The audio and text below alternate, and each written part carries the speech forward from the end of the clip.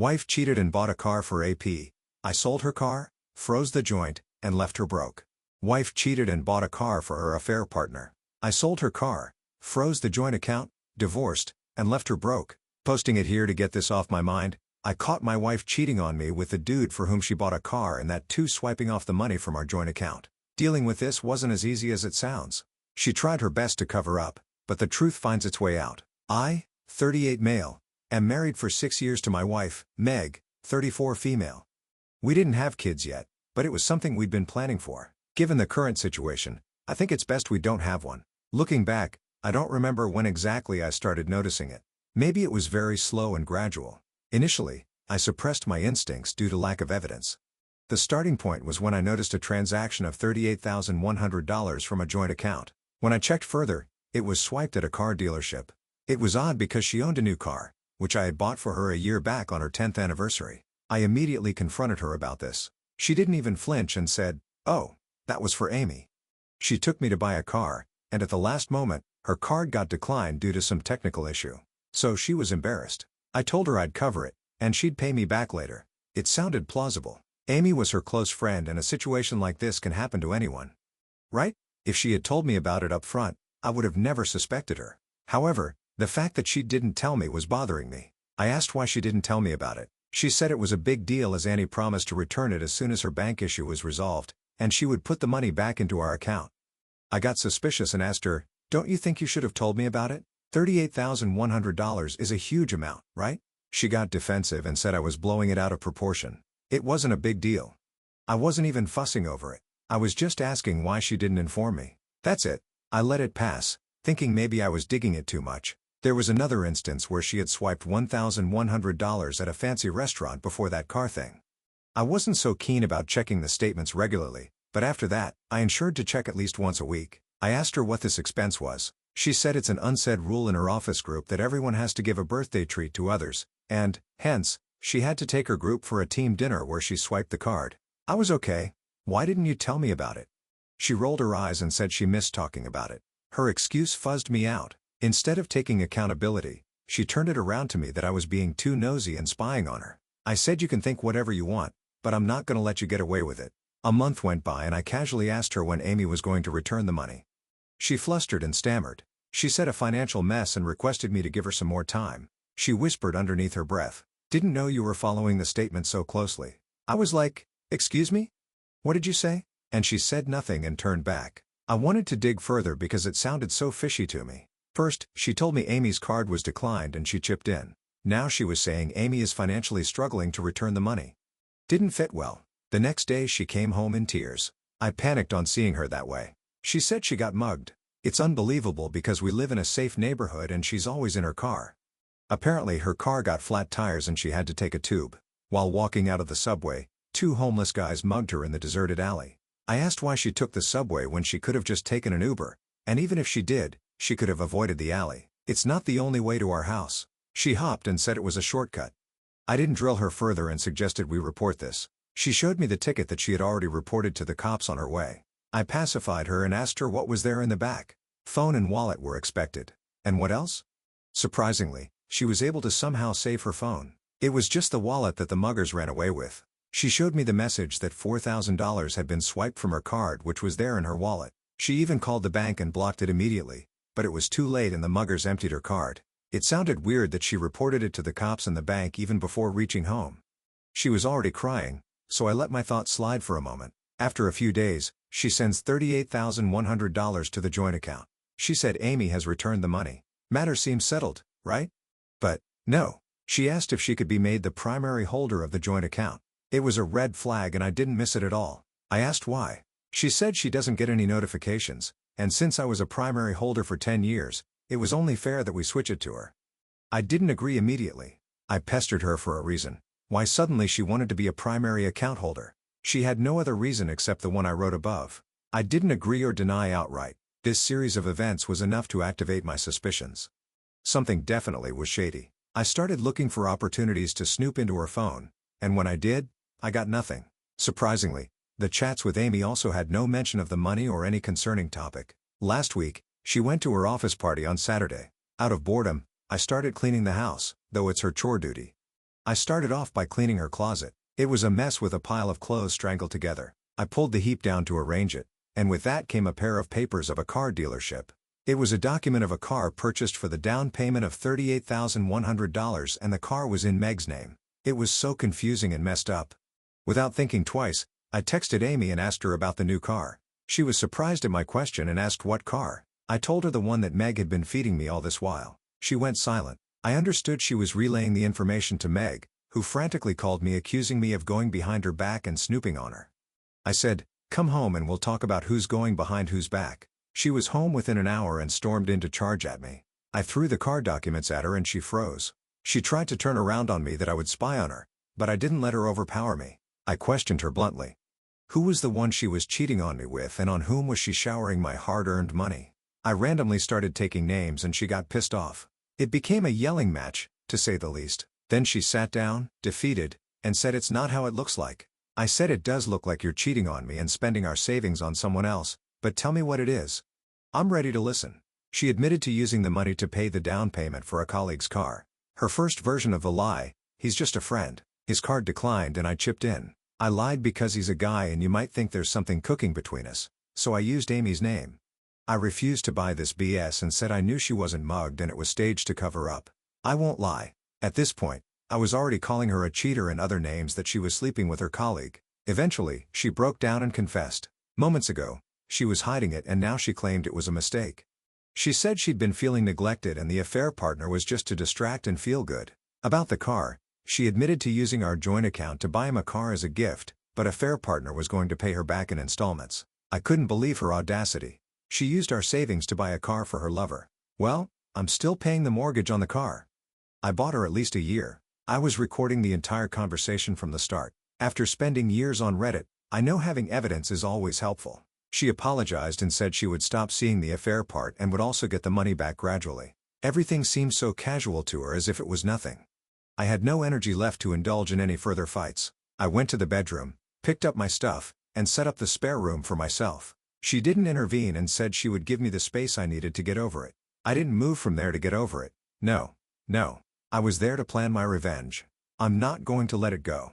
My first target was the car I bought for her. It's still in my name. I'm the one paying the mortgage, so legally I can do whatever I want. Second was the money from the joint account. Almost 80% of the savings in the joint account was put by me. I made 2 times what she does. I don't mind contributing more as it was for our future.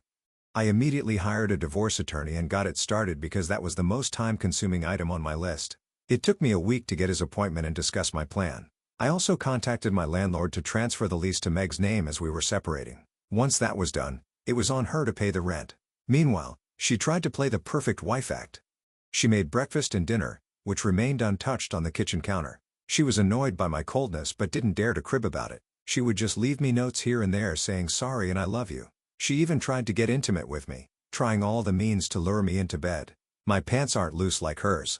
I have a hell of a lot of self-control. When I snapped at her move, she would throw fits at me. It was hard not to blow up, but I ignored her existence. I ate outside and slept in the other room. I isolated myself completely from her and didn't even access the living room once or the kitchen. She would often try to corner me asking what I was up to, and I would just give a cold response that I don't know yet. I've also put up the car for sale and even in touch with a buyer. Right now, I'm just waiting for the divorce papers to arrive so that I can finally serve her and get done with this. This wait period is killing me and I needed to let out my emotions. I haven't spoken to my family and friends yet because I don't want my plan to get leaked, so sharing it with strangers. Thanks for reading if you have. Well, I guess nothing says healthy marriage like discovering your wife financed a side piece's car while you're still paying off hers. Sharing is caring, right? And then fabricating a mugging story? Wow. Bold move, Meg. If you haven't already, please consider documenting everything she's done, OP, including her confession about the car and affair. Stay strong. Update 1. I didn't anticipate this to blow up. Thanks for the support. It was overwhelming. Here's the update for the people who have been asking for it. After I posted here, a lot of you suggested I take care of my living arrangements meanwhile, and it was very helpful advice. I rented an apartment to move in as soon as I served her. I slowly started moving my stuff in there without her noticing it. My plan was ready. I waited patiently for the divorce papers, and the day I got it, I executed the plan. I called the towing service and got it towed from our garage directly to the dealership while she was asleep. They gave me a fair price, which I deposited into my personal account. When Meg realized the car was gone, she was furious. She stormed into the room asking me for an explanation. I said I sold it with a straight face. Her jaw dropped and she yelled, "You had no right to sell my car." I shot back. "I had every right. It's in my name, and I'm the one paying for it. If you want a car, maybe that motherfucker can buy you one with his money." She went quiet and said, "How long was I gonna hold this up and I should move on?" Meanwhile, I pulled out the paper from the closet and handed it over to her. She took the paper and asked me in shock. I chuckled saying, "I wish I could have returned you the wedding ring, but I have sold it to pay for the legal fees." Then she started crying and saying it was a mistake and requesting me to work out through this. I picked up my packed suitcases and said, "You didn't just cheat on me. You betrayed me in every possible way. There's no coming back from that." She followed me into the house as I dragged my stuff outside to put it in the trunk. She was in panic mode asking where I was going and why I had made my hasty decision. I said, "Oh, I forgot. Here's the lease document for the house. I've transferred it to your name and now you're responsible for the rent."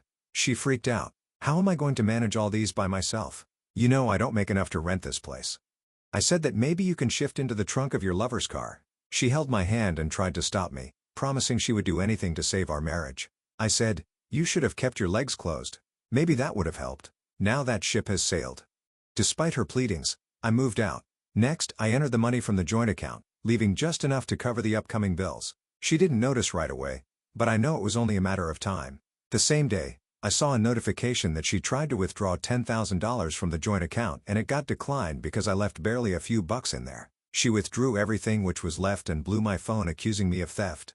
She said I robbed her money and that she would sue me for this. I said we'll take this to court. The divorce proceedings began, and she tried through all her means to stop the divorce. She pleaded in front of the magistrate that she was willing to work on the marriage and would do whatever it took to save it. She said she would even let go of the money. I took away the joint account. We were even asked to attend a couple counselors since Meg was so adamant about not letting go. I attended as part of the order, but I made it clear that reconciliation was off the table. In the session, she confessed to falling for a fair partner because he made her feel good about herself. It also came out that she gifted him the car to keep him interested in her. Also, $1,100 swipe for dinner was a date on which she took her affair burner. It felt so gross and pathetic. I never thought she would stoop down to such a level. She also confessed that Fairburner had been ignoring her ever since she told him about her divorce. He also made it clear that a long-term relationship wasn't his day. Probably that was the reason she was holding on to the marriage so tightly. If a fair partner was interested in marrying her or something, she would have accepted our divorce easily. To be honest, it was heartbreaking to know I was the second option of my wife. Hence, I put down my foot and said whatever it takes, I want a divorce. The proceeding is still on, so I cannot talk a lot about the terms. But once it's settled, I'll make an update. Update 2. Here's the final one. So the divorce process dragged on for months, during which her life began to fall apart. She struggled to make ends meet. She didn't make enough to afford the rent to the house, so she moved on to a small condo. She asked a fair partner to give her back the money she put into buying the car, but he neither was in a position to return. Helplessly, she asked him to return the car so that she could sell it and recover some money. Guess what? He ran away with the car with no trace. She even lodged a theft complaint. She broke down in front of the attorney and magistrate while disclosing these details. He was using her miserable life to claim alimony from me. However, my lawyer fought fiercely to dismiss all her financial demands. She tried everything to win me back. Apologies, promises to change, and even offering an open marriage from my end when she would practice monogamy while I could sleep with others. I burst out in laughter. I said, "Sorry, but I'm not a whore like you." I stayed firm that nothing is going to make me stay in this marriage. Finally, it's settled now and I cannot be happier. She was left with little more than regret and the realization that she's destroyed her own life. Though I had hoped to move on quietly, I kept hearing about her from here and there in bits and pieces. Apparently, she took out a loan to cover some of her living expenses while she fought for alimony and the creditors were now chasing her. Without any savings of stable income, she was borrowing money from friends and family, many of whom had grown tired of her excuses. Her fall from grace hit rock bottom when her landlord evicted her after she fell behind on rent. It was sad that she couldn't afford the bare minimum rent. However, that's not all. A few months after the divorce, I received an unexpected call from an unknown number. It was Meg. Her voice was shaky, almost unrecognizable. She wasn't calling to beg for forgiveness this time. She was in full-blown panic mode. Apparently, after our divorce, she had to track down the affair partner to recover the car or at least get her money back. A horrendous truth came out. Not only had he vanished with the car, but she discovered he was a fraud. Affair partner was involved in a small-time fraud ring and had used that car to ship illegal drugs from across the border. The cops had seized the vehicle and summoned her to the police station, in whose jurisdiction the car was seized because she officially was the owner of the car. Now, she was being investigated by law enforcement for her alleged involvement. The money she had lost was nothing compared to the legal fees she was about to face. To her benefit, she had registered a theft complaint. Since she had an affair with him and she bought him that car, the cops are grilling her down to share his whereabouts. When she called me, she wasn't just panicking. She was desperate. She was on the way to the police station and wanted me to accompany her. She had no one to fall back on and couldn't face this herself. I listened patiently as she rambled on about everything. And when she finally paused, I calmly asked, "Why are you calling me? After everything you put me through, you really think I'm going to save you?" Her voice broke and she begged me, saying, "Please, I have no one else to turn to." I almost laughed at her entitled behavior. I said, "Yes. That's because you burned every bridge you had. You betrayed me, lied to me, and spent my money on your lover. Now you want my help? No, this is your mess. Deal with it." Before hanging up, I added, "Oh, and you know what? Karma's a witch, isn't it? Enjoy the ride." The last I heard of Meg was through mutual acquaintances. The investigation into her connection to Affair partner's fraud ring had escalated. While it seemed unlikely she'd face jail time, the stress and the legal costs completely drained her. As for me, I slept like a baby knowing that her life had been shattered entirely by her own doing. There was no need for me to lift a finger. Her lust and lies had ensured her downfall. I can honestly say I'm in a much better place. I focused on rebuilding my finances, taking care of my health. I'd even started dating again. While cheating and the whole divorce stuff was exhausting, it also was a harsh and necessary wake-up call for me. I had spent years building a life around someone who turned out to be a cheater.